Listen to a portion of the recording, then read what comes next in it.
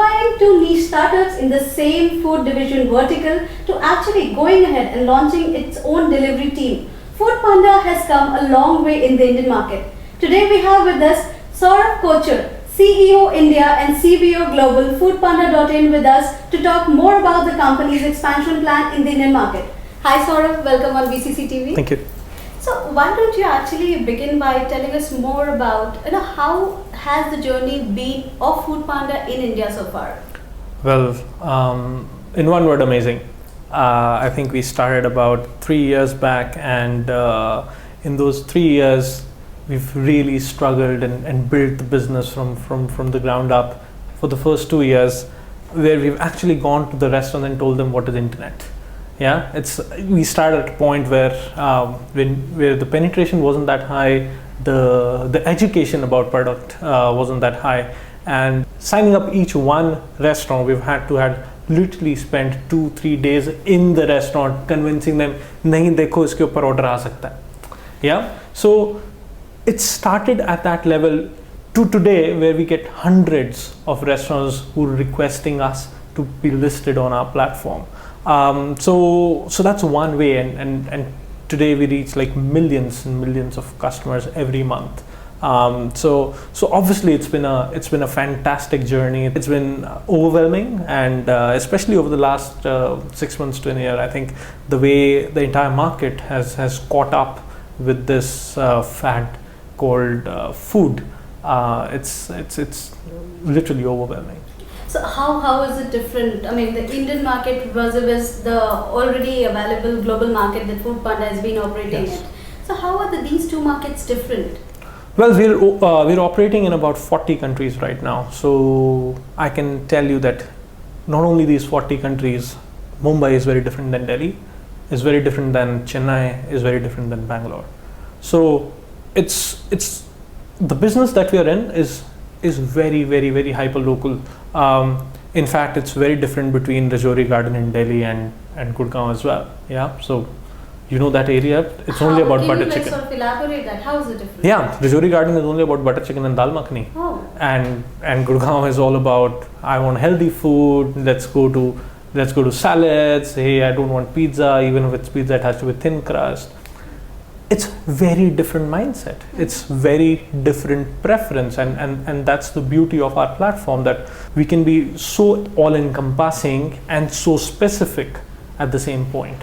So going forward, you also plan to provide curated inventory on your app? We always have curated inventory. It's every restaurant that we sign up goes through an entire internal process, and we only make the restaurant live after we are convinced. Because see, for our customers, we own the order, right? If they find a cockroach in their biryani, even if it's coming from one of the biggest brands, they're gonna call us up and say that, hey, listen, this was your order, and we own it. We don't want to shake it off saying, hey, cockroach maine nahi dala, right? So it's not that. I think customers think it's Foodpanda ownership, and we want them to think it's Foodpanda ownership. So has any such incident happened so far? Well, this is food. These kind of things happen, and they will keep happening no matter what. And how we deal with it is a totally different problem. I mean, we have to partner with our restaurants. We have to be very upfront with feedback, whether good or bad, and that's how we help them do their things better. I mean, I'm never probably gonna tell them, that hey, listen, you should reduce salt in your dish, but I would definitely pass on the feedback to them. Hey, listen, we've got 5 customers who are saying this could be better. What is it? We can help you figure it out. We can connect you to the customers. We can help you do what you're doing better, but not be judgmental about it. Be only helpful about it. Okay. So Foodpanda recently acquired 2 startups, Tasty Khana and Just Eat. That's true. Can you take us through how these 2 acquisitions are faring now? Well, fairly good. I think the predominant reason for us to partner with these companies was they were far longer in the business than us. Yeah. So when we acquired them, we were about 2.5 years, and each one of them had about 7-8 years of experience behind them. What that experience brings is a lot of maturity in terms of people, in terms of process, in terms of understanding of the market, and it has been very important for us to learn from it and grow. One of the reasons that we are able to kind of scale so well over the last year or so is because we have much better understanding of the market, and like I told you, it's Mumbai is very different from a Bangalore, from a Delhi, right? Again, all these were good in different parts of the country, and thereby could get us very different view to customers, which we had to kind of bring together into one. Can you take us through an anecdote, maybe give us an example how this has brought a difference in the overall business? Very simple things like payments, the preference, you wouldn't believe it, of payment for the restaurant to be receiving it is very different, and the processes for payment were very different in all the three companies. When we brought it together, we could see that our entire partners, the entire gamut of partners across the country, we could service them so much better by bringing them all to one platform and using the best parts out of each product, each process. So how do we interact with our partners? How do we interact with our customers? What is it that makes customers come back and tick with us? All these knowledge and information has really helped us. Okay. And going forward, when we talk about acquisition, how Yes. do you see Tiny Owl? What sort of a buyout could that be? I don't know. You tell me about it. Given the sort of multiple funds that it has Yes. managed to raise, Yes. and the sort of business model it has, Yes. I personally presume it should be a good business. Well, they should be. I'm sure about it. I'm sure if there's people who are having so much confidence, it first gives us so much confidence about the market that we are in, the market that we are spearheading, and the market that we are leading by multiples and not by percentages, right? So it obviously gives us a huge boost in terms of we are doing the right thing. Yeah. So and imitation is literally the best form of flattery, right? So if there's more people coming, it just makes us feel better about it. Okay, but there's no sure certain plan as to which next startup would Foodpanda be looking at. Because you've been very aggressive, if I may say, in the global market also. Yeah. And there's no reason why Foodpanda should not be looking at more acquisition in the Indian market. Well, I think we don't look at it that way. We don't look at it why not. We always look at it why. Is there something that they bring to the table which is far beyond what we have? Like I told you about the other two acquisitions that we did, we had the process, we had the product that we were fairly excited by. So I think there's a huge learning curve. We've gone through the learning curve for 3 years. We've actually acquired companies who've gone through learning curve for 8 years, right?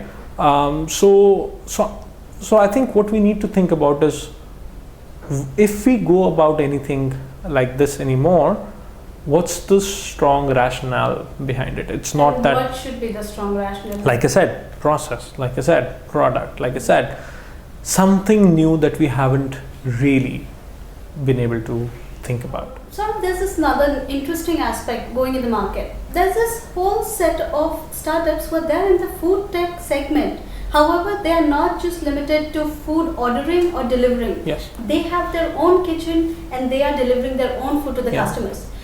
In any given point in time in the near future, would Foodpanda be looking at working with these startups as well? Well, why not? I don't have a reason on why I do not want to work with anyone. Our core business is of aggregation. Our core business is of being a marketplace and providing every single good option to our customers. And if any one of these turns out to be something that the customers want and can be done, absolutely yes. Is there any possibility that you might be looking at these startups for an acquisition? Well, no plans yet. I can only say that there's nothing which is even remotely in the works right now. No, but do they look like potential buyouts? Could this be a business model that Foodpanda be looking at anytime soon? Really not. Specific reason? No. I mean, like I said, we haven't really put our heads to it. I think we know what our core business is. It's about aggregation. Okay. And that's where we want to be. And anything else will need far more thinking than just this. So what sort of business is India actually generating when it comes on the global map of Foodpanda? Well, India is amongst the top 5 countries for us. Okay. And I think it's growing really, really well. And I think we should remain part of that. Which are the other Well, many countries we're doing good. There's Singapore, Russia, Malaysia. I mean, there's multiple countries who are doing so much when well. we talk of the 5 countries, Yes. Singapore, Malaysia, Russia, Yes. India and? Well, I have to think about it then. Okay, no, but my Yeah. whole curiosity would be behind, do you see India becoming the best market, the largest market for Foodpanda anytime soon? Well, that's what I'm thriving for. As and when, let's see. 2017 we are targeting? No That's idea. what we- No idea. I think that's not how. See, one of the good things about Foodpanda is we do not compartmentalize. We do not compartmentalize funds. We do not compartmentalize revenues. We do not compartmentalize anything at all. Do you really see that the food ordering is a play in the Indian internet market currently, or is it being actually driven by the discounts and the offers that are there in the market? Well, discounts are the necessary evil today. They're the enablers. They never are the core value proposition. The core value proposition for us is the convenience that we bring to the customer. Is the fact that if you have 10 favorite restaurants which you regularly order from, and there's very, very high likelihood that you'll always be ordering the same food from those 10 restaurants, you can do it in 30 seconds now, because all your history is saved with us. All your preferences are right there at the touch of a button, and all you need to do is go reorder. So you're Right. trying to say that the discounts are going to stay for quite some time now? I never said that.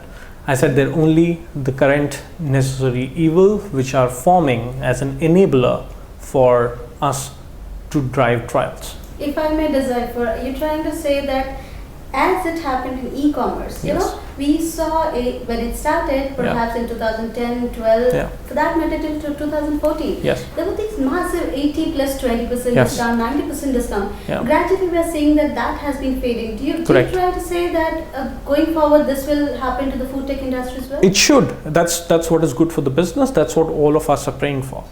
Can you actually take us through how food tech or food ordering is actually faring in the country given the sort of internet penetration that we have here? I think what tech or internet is doing for the industry overall, and not only food but largely, is bringing a lot of access. It's bringing a lot of access for these restaurants that we have as partners to everybody around them. I think what eventually what we want to do is get the restaurants to focus on what they do best, which is make the right food. And we try and support them in everything around it. We try and support them with marketing. We try and support them with showing them their discovery to the customers around them, and even help them deliver the orders. So that again, the focus of the restaurant is on providing the absolute best food, because that's what their core business is, and that's what they know best. And everything else we are here to support with. We never want to make them dependent, but we definitely want to enable them to be able to spread the word, to spread the good work that they're doing in the most effective manner. Okay. So I've been talking to many experts, and you know, few of them are of this opinion that food tech or food delivery online specifically is something which would sort of segregate or get limited within the metro cities. It has limited scope in tier 2, tier 3 cities. What do you have to say on that? Absolutely not. In fact, today our growth is far better in tier 2 and 3 cities than tier 1 cities, right? So I don't believe that. I think it's about what stage of evolution you are in, right? We say that US is leading, China is lagging, US, India is lagging, China. Similarly, within India, I think there's metros which are again leading the pack, and the tier 2s are literally following. A Jaipur, a Lucknow are today where Delhi and Mumbai were 4-5 years ago. So they will come up. I mean, we have to kind of let the natural evolution happen. It's already on steroids.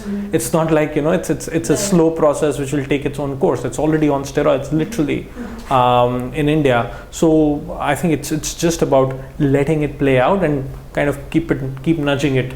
So how many cities are you currently in, and going forward the expansion plans, if you may discuss? Yes. So currently we're close to 200, it's between 150 and 200 India. is only in India that we are present in. I think we have enough geographical coverage. I think our focus right now is to kind of be more present in the cities that we are in, sign up the right partners, and then bring enough and right choices to our customers. 12,000 restaurants? Yes. Right now we have about 12,000 restaurants. And going forward, what sort of a target? Well, this will keep, we don't have a restaurant target, frankly. I think we know it will keep increasing, but it's not a volume game that we're playing. I think for us, what is equally important is that the restaurants that you have around you and you want to order from are present on our platform. I don't want to sign anyone and everyone. I want to ensure that the choices that are most important for you are definitely fulfilled through the platform. Okay. So what sort of attraction, or for that matter, the number of transactions the app is generating on a daily basis? Well, quite a lot. In fact, it's already the predominant channel for us. We're reaching to like millions of customers. Can you have a specific million? No. Sorry. So these are kind of numbers that, but yes, I can tell you our reach is about 10 million customers a month that we reach out to. When you say reach? Is the number of customers that we reach out to. 10 million customers order through your app every Not month? order, what we reach out to. The ordering number is a bit less. Are we talking about downloading of apps? No, this is about how much we reach out to, right? It's about traffic. Okay. Yeah. So that's our reach on a monthly basis. So comparatively, how lesser would be the number of transactions that actually happen? Less, but not a lot. Can you say half of it? No. Let's not get there.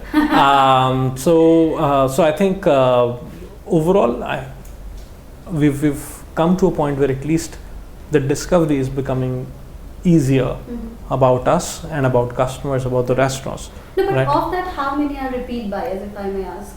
Quite a lot. I think one of the key fundamentals of a business like food is the amount of repeats you can generate, because you're practically having food thrice a day, at least. I mean, in India, maybe even more. So more than 80% buyers are repeat buyers? I wouldn't have a number. Okay. So do we have a number of the downloads, total number of downloads the app has in India? I think we have about 1.5 million to 2 million downloads. 2 million. I think around 2 million downloads in India. And is there a target to that maybe in the next 2 years? Well, like I said, I think the way we do not measure ourselves is on each one of these. Yes, we're increasing the reach, we're increasing the number of downloads. In fact, our new ad goes live tomorrow, which is completely focusing on app downloads, and even the discount that you're talking about, the 50%, is only on the app right now. So we're kind of completely shifting the focus from web to mobile, because that's how personal the food ordering experience is. So how much of business is actually being generated from web versus mobile? So right now about 50 to 60% business is on mobile already for us. Okay. Yeah. So which is why I say it's already the predominant channel for us, and we want to continue to improve that trend, because like I said, it's a very personal experience, it's a very personal device, and if we can marry the two, brilliant. Yet again, taking you towards the competition that the market has. Yes. We see that Zomato recently also Yes. launched its delivery app. Yeah. How do you see that competition coming up? Well, I think they have a lot of credibility, but they have credibility in the discovery market, in the dine out market. I think whereas I find them to be a very, very credible competition, I think we still have some way to go before we can make a judgment on how strong will they come out to be in the food delivery market, right? Because for us, delivery is front and central, which is why we've launched our own delivery fleet, which is why we've completely worked on our customers' experience, whether it's integration with our partners, whether it's our app, whether it's our UI. Everything is completely optimized for consumers to be able to order, and order well and quick. Having said that, what's key specific USP could you say that Foodpanda has, which perhaps Zomato doesn't? Well, I don't want to get into comparisons, frankly, but I can tell you that for Foodpanda, I think this is our core business. I think we have a lot of learning. I think we've been able to get to a point where almost all our orders get through to customers well in time and to the partners in no time, right? So obviously it's the entire food ordering experience, starting from the time you think about what you want to order, or even you're thinking about what you want to order, till the time you have food. I think we've been able to optimize it fairly well. Okay, all right. So if we have to say that these are the two key points which needs to be taken care of by every food tech company, specifically in the Indian market, what would that be? One, logistics. I think India is still at a place where the last mile and the logistics are not very clean, are not very organized. So I think that is one thing we should never ignore. And I think two, which is true for any internet company again, is we have to keep the customer and their needs and expectations front and center in the business. Yeah. And now that you said that, is this the prime reason why Foodpanda has launched its delivery services? Obviously yes. Obviously yes. I mean, we believe in the model. We believe in providing the best experience to our customers, and the last mile is the key. And if you're not playing in that, we're definitely losing out on something. What sort of business is being generated from your delivery team as compared to the? It's still very early for us. We're only like 3 months old, but today about 25% of the business is coming through our own fleet. 25. That's quite a number, isn't it? It is, which is why we know that we are really serious about this business, and we've really scaled it well. Going forward, this is what you plan to expand? Yes, absolutely. But will you be like sort of taking it a blanket over all the restaurants? No, I think we're still not taking it blanket to everyone. I think we're also limiting it into cities, because we also want to see how much difference it makes and how to improve it. You know, it's not something you get right in the first go. We're doing a lot of experiments. We're in five cities right now, and we're doing different things in each of the 5 cities to understand what works best. So I think we're still in the point, while we are scaling, we're kind of optimizing a lot. We're learning a lot from the ground, and we're kind of putting those learnings back in. So by when do we see this happening across the rest of the cities that you have in India? By the end of the year, we should have a decent presence. Across 200 cities. Again, we'll never be 200 cities this soon, right? But at least 10-12 cities by the end of this year. 10-12 cities. Yeah. All right. One last question, Saurabh, that I have is, we get to see that there's so many startups in the food tech space, whether it is an in-kitchen startup or a food delivery startup, coming up every month, if not more. True. And most of them are also able to like sort of raise huge amount of funding. Absolutely. Do you see that there's room for so many players in the market currently, or you see consolidation happening? My favorite question, because it tells us the magnanimity of the country that we live in. Food as a category in India currently is $300 billion. Yeah, it's more than anything I've ever seen, and the reason is very simple, right? That we're 1.3 billion people. We want to eat at least thrice, if not more. And for whatever feedback I have from the other 40 countries, Indians eat the most, right? So yes, I think overall market size is good. Restaurant industry is more than 50 billion. The delivery portion of it is more than 15 billion today, and is increasing rapidly. So there's ample and enough space. So I don't see why people will not jump on to this, which is why it's very satisfying and gratifying to be the spearheads and to be the market leaders in this kind of an opportunity, and have the option and the opportunity to make a difference in the way this entire country thinks about food. Very satisfying to be front and center and spearheading the change in the way this country thinks about food. All right, Saurabh, thank you so much for being on the show. We really appreciate that. Thank you. Thank you so much.